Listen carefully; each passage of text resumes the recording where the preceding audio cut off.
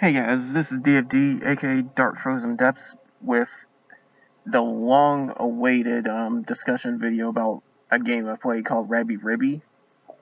Now, this one is an indie game, in fact, and it's off of Steam, and it really doesn't cost all that much. I think it's about $10 if you just buy it outright, but the DLC adds a little bit more content, so it's worth at least trying to buy the Artbook DLC. They do give you a Halloween DLC for free, and they're currently working on another really big DLC, which gives I think it's definitely one area at least, but it looks more like two more areas. I don't know full details just yet, and it's still coming out pretty soon. And also another little fun fact is that they're gonna get a PlayStation 4 release of this game eventually. So they've already been given a good sign for that as well. But main thing about this game is the fact that it's if you took Zelda-like elements, mix it with Metroid-like elements, and then on top of that, toss it into a bullet hell setting. So it's pretty much if you mix Toho, Metroid, and Zelda together, for the most part. It's got that sort of type of feel to it when it comes to gameplay. But it actually works. It's pretty fun like that. Because, interestingly enough, there's many different ways to try to play the game. Like, just for starters, the first 4 game modes, one of them, like, the first 2 you have at the start. And the first one, it's called Standard, where the more items you get, certain ones will end up bumping up boss levels, and therefore it bumps up their HP. I don't know if it bumps up their attack power or whatnot, because I've never fully looked at that. But it definitely bumps up their HP, which is the most notable thing, and we'll get to that one in a different point. And then there's alternative mode, where boss levels are based on how far you've advanced in the storyline, so that makes you go get items in order to try to beat them. It's not as noticeable in the lower difficulties, and we'll get to that later too. But it is noticeable when you play on harder modes. And then there's one you unlock by clearing alternative mode called Bunny Heaven mode. That's practically the easiest setting in the game. There's one exception to that, but that's a little bit like, that's just a little continuity thing. Like, the thing is, you become much faster, which also makes platforming harder, which is why Chapter 7 in particular ends up being a lot harder due to that. But all enemies and bosses are set to level 1 throughout the entire game. Now, there is one exception, which is the special bosses, which is like hidden boss fights, but even still, they're set to low enough levels to go down extremely quick too if you even power it up. So, but keep in mind, if you're playing on higher difficulties, the damage you have dealt to you is still higher, so it can actually be pretty detrimental, especially with like, I've tried going into hard mode, I think. No, hell mode. Like, I tried going into hard hell difficulty on Bunny Heaven, and I actually got stuck in Chapter 7. So I ended up having, like, I was way too far into the game to restart, so I actually ended up, like, augmenting it, which, honestly, the game is it's tricky in places, but it's still manageable. But that's one of the cases where I couldn't get too far past it. But getting back on topic, there's another difficulty above hell mode, which is called Bunny Extinction, and that's the game's hardest difficulty if you don't get the Artbook DLC. And that's a very unforgiving difficulty too. And it would have been way worse than hell mode for Chapter 7. Anyways, the last and final mode that you unlock after clearing Bunny Heaven mode is Bunny Hell mode. So there's like 2 different hell settings. You gotta pay attention to that. But Bunny Hell pretty much does the opposite of Bunny Heaven. enemies become much faster, and therefore their little bullet hell attack patterns are much, much faster. But the biggest notable difference is the fact that their levels skyrocket. It's like taking the standard mode setting, but really cranking it up. So just a few items could sit up and send them up 25 plus levels just on normal. And I've actually gone through, and again, I glitched it for this. Like, I pretty much, like, used Cheat Engine for this one in order to advance through that one, because it's impossible to do when you have a really high difficulty setting. But just for kicks, I just went through the game with infinite HP through Cheat Engine, and Bunny Extinction difficulty on Bunny Hell mode is incredibly difficult just on the first run through it. Because the game also has a loop system where if you go to a certain character after clearing the game, and she'll send you back to the beginning with all the stuff you collected and whatnot, but at the same time, things are a little bit harder. Like, enemies get a little bit faster patterns and their levels increased. But at the same time, you have more HP and do much more combo damage, and that's where combos actually stay far more important than anything else, because you're not going to do too much damage without maintaining combos. But anyways, Bunny Extinction difficulty and Bunny Hell mode combined together was giving me enemies well over 700, 800, 900 on the first playthrough. The special bosses alone were level 2,300. So yeah. But at the same time, if I went through Bunny Heaven mode, then most of them wouldn't even crack past into level 1, and I think the special bosses would get lowered to, I think, 70 to 90. So it makes a difference on how you do your settings, but there's many different settings in order to sit up and just try to make the game playable for everyone, which is a good thing they thought through, and I like that. But even still, a lot of people I've noticed, like, on their very first playthrough of this game, they're even having trouble on casual difficulty, which is the lowest one in the game. So, playing on casual Bunny Heaven, if you manage to unlock it, that'd be your easiest setting ever. And it's worth it, too, because I'm actually running through the game on that right now just to see how it's like. I could speed through the game so quickly, it makes no sense. That's what this setting is right now that you're seeing in this video. Casual difficulty and Bunny Heaven mode. It is insanely easy once you've actually gotten used to the game. But I suggest at least once to try and play on normal, because if you're playing on any difficulty below normal, which happens to be casual and then the slightly harder one, novice, then levels stay locked at 49 and won't go any higher. There's two reasons for that. One is to make sure that the player can still advance through the game and it's not too hard for them. And two is the fact that if you want to get the achievements, because there's a massive achievement list with this game, but if you want to get the achievements, then you have to go through each single boss fight at level, while the bosses are level 50 plus. And you have to go through without getting a certain amount of hits. Most cases you can't get hit once. But there's a few cases later on, like some of the later bosses, they'll let you get away with 2 or 3 hits before you lose the achievement. And you still can do that on casual and novice, but you have to clear the game at least once. Because the levels for the bosses would have to be a 50 or above, and that only happens on loop, on casual or novice, where it'll actually get pushed to like 96, I think, somewhere around that mark.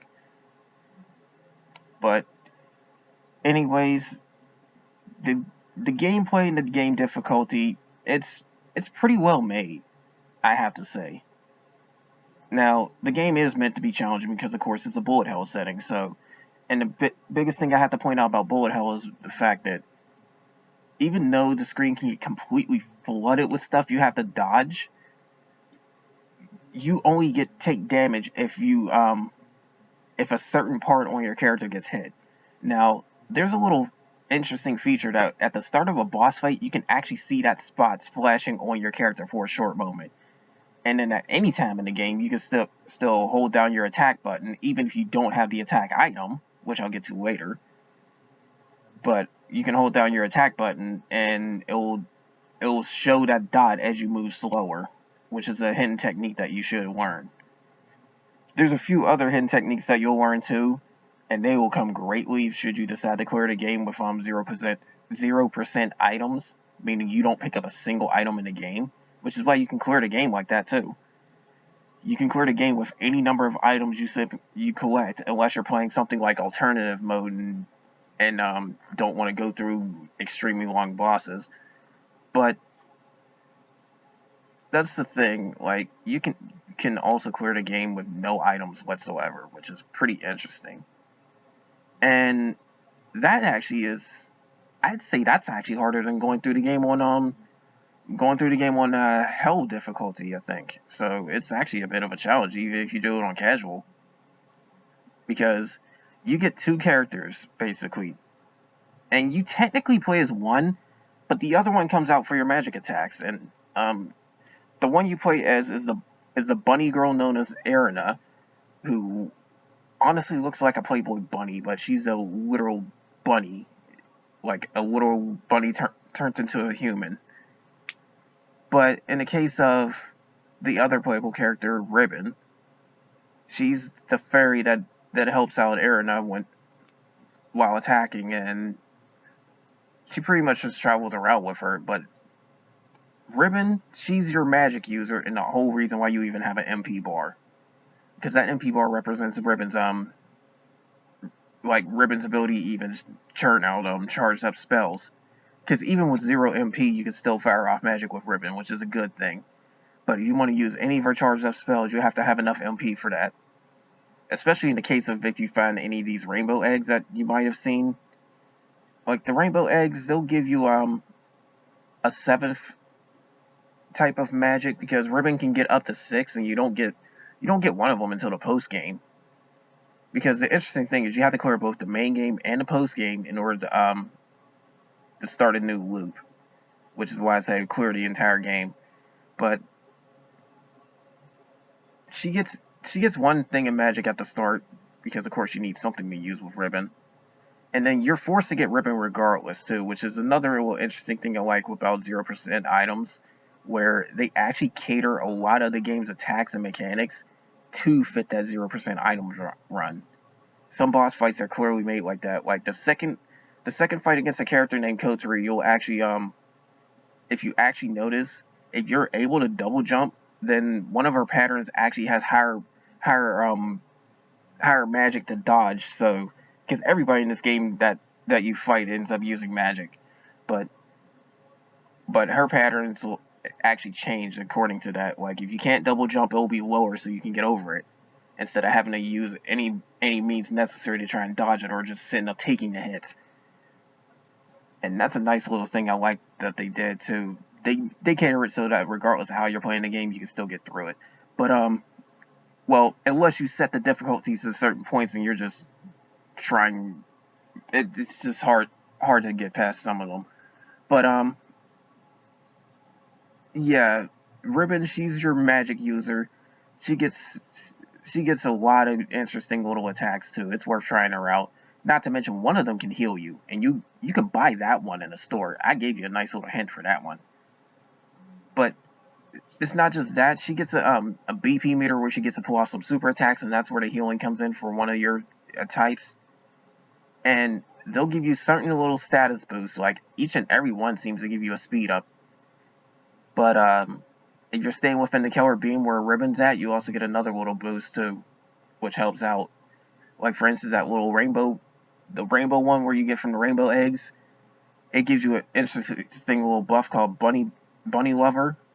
Well, I can't tell if it's a buff or a debuff, but that makes you take 50% less damage from bunnies, and sadly there's only like a few bunny bosses in the game, so it's only useful in roughly 3 fights, I think. But it also makes your enemies take 50% less damage from you too, so keep that in mind. But while standing in the little killer beam that Ribbon has while she's using her special attack, which hits anything, anywhere, keep that in mind.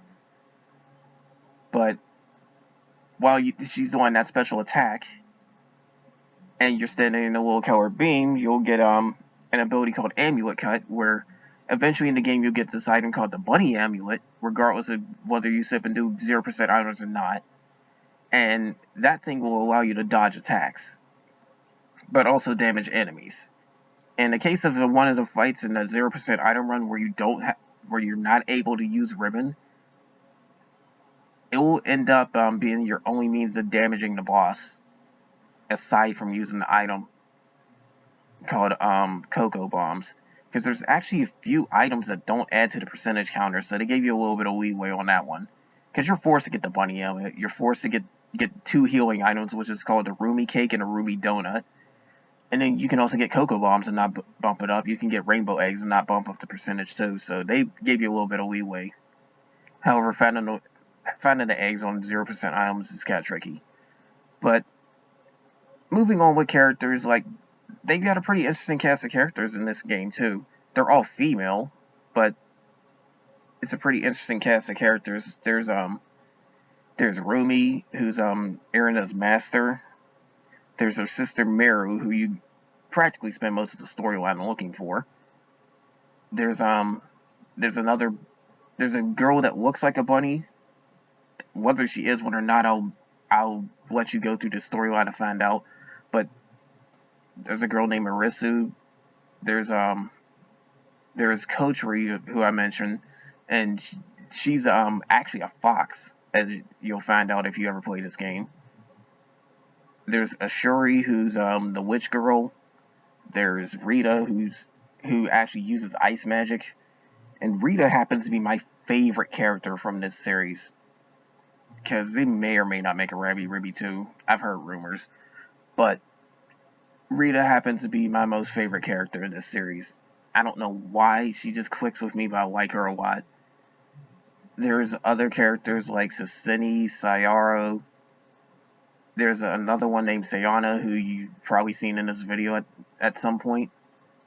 And Sayana is actually a mermaid, believe it or not, even though she doesn't have a fishtail. But there's 2 polar bear girls, there's a few cat girls, there's a succubus in here too. It's just a whole number of different ones. And they all have interesting, unique personalities too, which I like. And then, majority of them you do fight as a boss. Like, actually no. Now that I think about it, every last one of them you do fight as a boss, eventually. Now, the reason behind why you fight them is vary. Like, in some cases, some get controlled by magic or whatever, either by somebody else's magic or unintentionally, or even one of them actually got, one of them lost control of himself after, eating some plants on the ground too, which actually happened to look like stuff like candy canes and sweets and all that.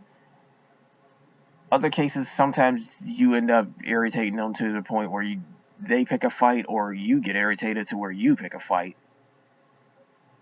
But there's a multitude of different reasons why they go into the fights. But the thing is, though, like the Toho series, nobody dies in this. Each fight is made so they don't kill each other. So it's like, that's an interesting little thing to know. But you still lose the game if you run out of HP. Keep that in mind. But the whole thing is the fact that the storyline kind of hard to follow. So I'm trying not to spoil anything too much, but the main thing is it starts off with Erina not knowing why she's a bunny. And then she'll eventually find the reasons out for that later on as she goes. But as she eventually makes her way back to her master, she meets up with Ribbon for the first time. There's a slight little misunderstanding, but Erina managed to clear it up after fighting Ribbon. And then they eventually help each other out, trying to find Rumi's little sister Miru. And that's where they run across the majority of the characters or whatnot. You only have to find 10 of them too in order to clear the main story. But they eventually catch up with Miru and find the whole reasons behind her disappearance and whatnot. And I'm just going to leave it there, just not to spoil anything. But it also involves a big event that happened in the past, which will also get explained if you play the game.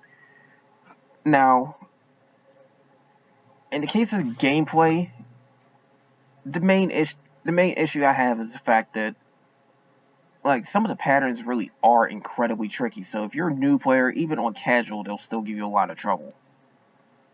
But it's not too hard on casual and whatnot, because the interesting little thing is they give you a little failsafe too, where if you lose enough times on normal difficulty or below, you'll be able to get a buff called the Halo buff, and it makes you take less damage, it makes you recover HP over time and whatnot.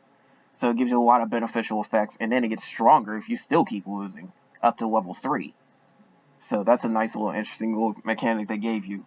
So while the game is challenging, possibly even too challenging for newer players, like, well, I should say players new to the bullet hell, like, honestly, I'll say this. When you think of bullet hell, you think of games like Toho or maybe Death Smiles or there's another one called Mushihime Sama, where, like, you know, there's a character out there named Larsa who happens to be such an insanely hard bullet hell boss, and she really does look hard. But when you think bullet hell, you think of that stuff. Honestly, Rabi Ribi tones it down a little bit once you play the higher difficulties, and it really turns it down as you're playing the lower ones. But gameplay-wise, it's actually pretty good too, because you also have many different methods to try and attack too, at least when you find them. Because keep in mind, you're only going to get ribbon guaranteed. Everything else you have to find on your own. However, newer players are automatically going to get forced to go into the hammer and the carrot, because they won't know how to avoid those things.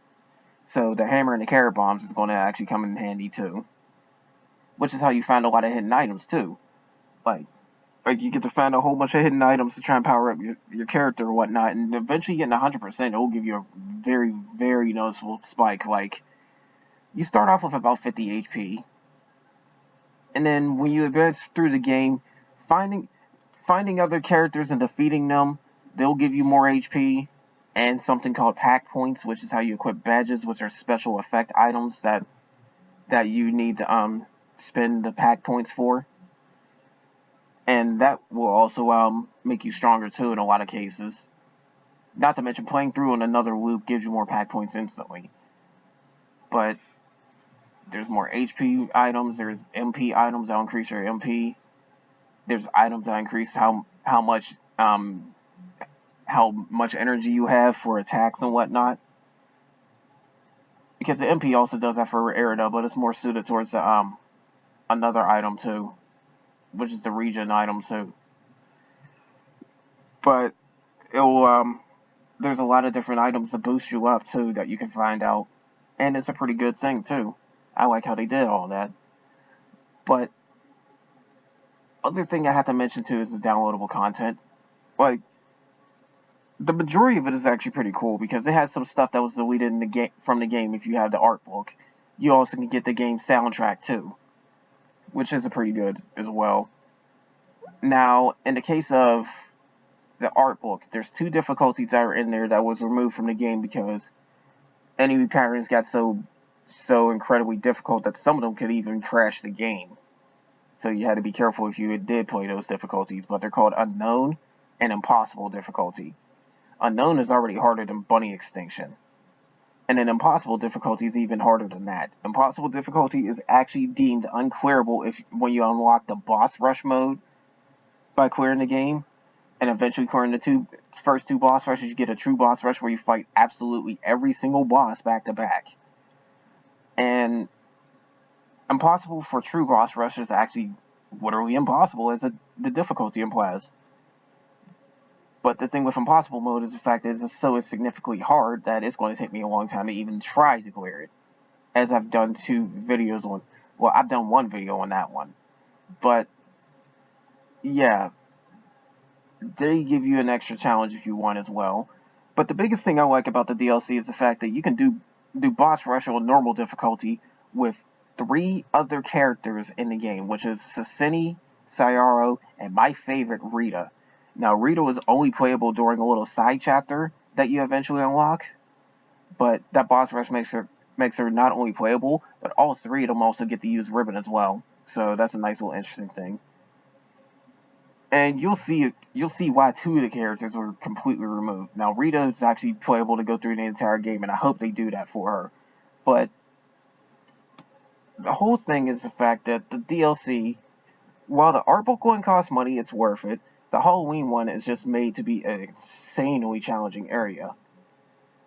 And that one, it gives you a dual boss at the end as well, meaning you're fighting two bosses at once.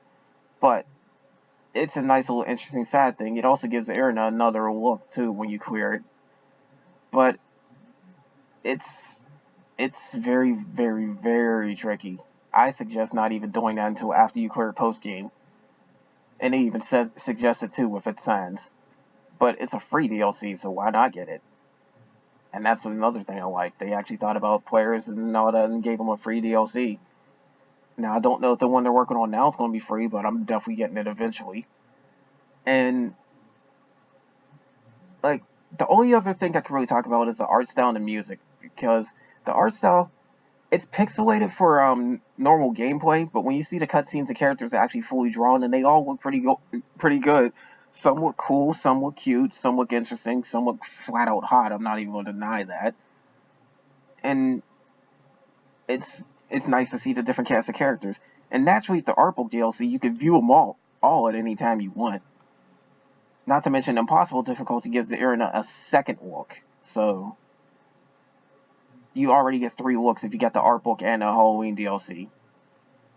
But it's the fact that I like how they're all designed. Now the music, a lot of it seems all cutesy or whatever. There's a few that actually seem like it's got a more serious tone to try and fit the whole thing. Like, I love the music for the boss fights when you're in an area called Forgotten Cave 2, which isn't until post game. And that does fit the little desperation, because the whole theme about that area is the simple fact that you're trying really hard to accomplish what your objective is. I'm not going to spoil that, but the music does fit that well. When you get far enough into the main game, when you start noticing a little bit of things about like, I'm not trying to spoil too much, but it does have a really serious music that actually does tend to fit, and I like that song too. It's like right before the final 3 bosses of the main game. But well, I should say final boss, but you fight the final boss 3 times. I will give that spoiler away, so be prepared for that one. Because you keep in mind, you have healing items too. You're not trying to use too many of them, or you'll just run out along the way. But the music's pretty good. The visuals are very good, and it's well worth getting and everything. But yeah, that's practically my discussion on this thing, because it's been going on for a long time. Now, this game, I definitely like it, and I do want to play it a lot more, but sadly, it's not getting as many views as my other videos, so I'm posting it up very casually, because, again, it doesn't get too much attention compared to other videos I do, like L-Sword, or even Kamihime Project stepped ahead of L-Sword on view counts and whatnot. But the thing is, Rabi Ribi is actually a game worth playing, and I think it's a little bit underrated. And then it's made to cater to a lot of different audiences and whatnot, and it's made for practically as many people as they can handle the casual difficulty at the very least. So it's worth getting. It's a pretty good game. I don't have too much wrong with it. Like, again, if you don't know what bullet hell is, you're going to have trouble with this. But eventually you can get through it if you just keep trying, because it'll even make it easier and easier the more times you die. But that's all I really have to say about this game. It's worth getting. It's definitely worth getting. You get it off of Steam, and I think it's around $10. If you're getting all the DLC, it's going to run you $25. Because again, the Artbook DLC and the music DLC, which is called the UPR PRC edition, that's going to run you $25. But you can also wait for it to get the PlayStation 4 release too, to play it off of a console as well. So that's something nice to know about. But anyways, this is going on long enough. This has been Dark Frozen Depths with a discussion on Rabi Ribi. And I don't have any other games to really sit and do a discussion on except for Osolari Island, so expect that at some point. Anyways, that's all for now, you guys. Take care.